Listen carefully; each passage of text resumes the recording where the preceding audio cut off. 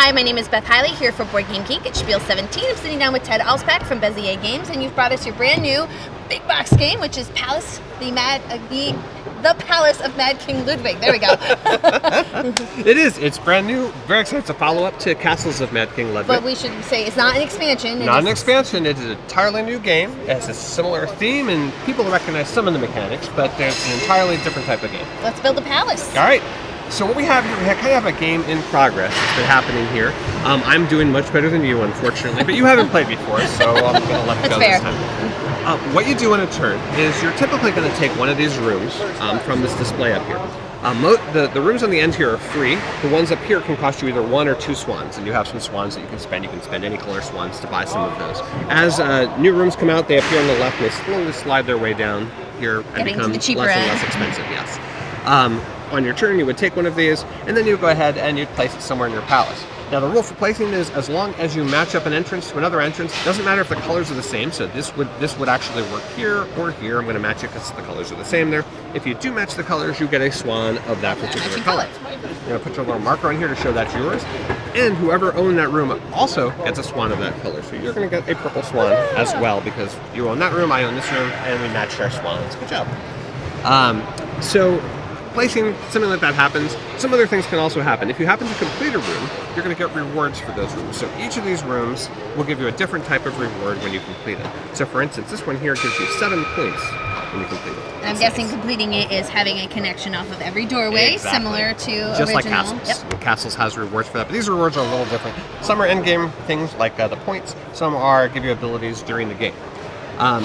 One thing that's very unique here is there's no scoreboard. I know people love the zigzag scoreboard that we did in Castles, so unfortunately that's not there. There's no scoreboard at all. Instead, there's actually a score pad. You do all your scoring at the end, 7 Wonders style. So all your points are going to be calculated at the end, so you don't have to track that during the game at all.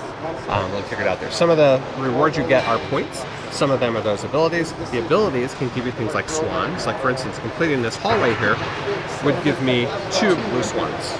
It's not going to be able to complete it because unfortunately I blocked off one of those things. Your placement rules are really flexible. You can block off things, you can block off other players if you want to.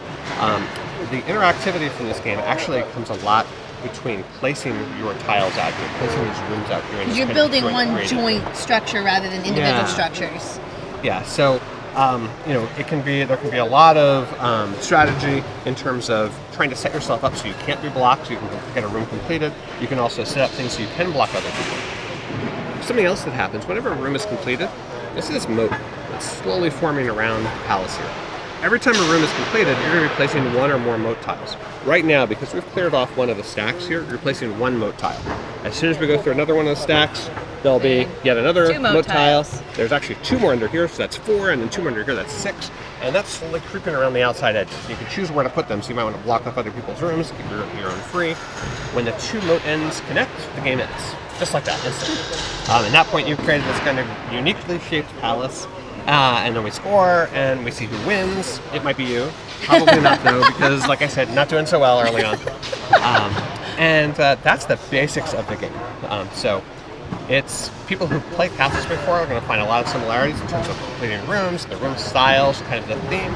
But there's a lot of difference in terms of gameplay and what's going on. And because I always like to highlight the fact when we have really good quality pieces here. I mean, you guys have massive thick tiles. Yeah, these are 2.5 millimeters for people who track that sort of thing. So yeah, they are very, very thick, and it's kind of nice because it feels kind of ornate and palace-y.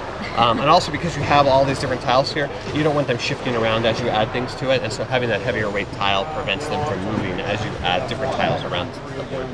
And there's a lot of different flavors of tiles, still a lot of personality in each one of these, which I think was something a lot of people loved from Castles, was the fact that little furniture and little accoutrement in each of the rooms, and that's still present in this one, even though they're even smaller. Yeah, and you'll see some rooms that are familiar from previous rooms, like the Buttery has made its way back here. But we also have new rooms, like the Hibernatorium, and just a lot of other things that you haven't seen before. And the cool thing about this palace, when you're done, you're going to have 50, 60 rooms in your palace at the end, which is awesome. I mean, that is an awesome sized palace, and it kind of feels somewhat equitable to the inspiration of. Well, the inspiration. So Ludwig actually originally wanted to build something that basically was his version of the Palace of Versailles, which is the giant palace, of course, in France. And he never got to do that, unfortunately, because of his untimely death. Sad for him.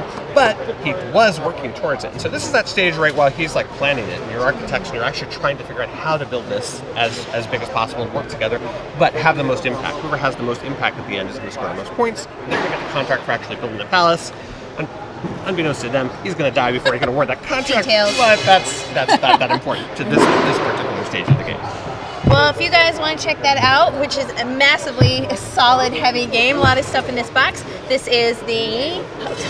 There we go. This is the back of the box. There you go, just in case you wanted to see what the back looked like. This is the Palace of Mad King Ludwig. This is Ted Alspach from Bezier Games, and thank you again. Thank you.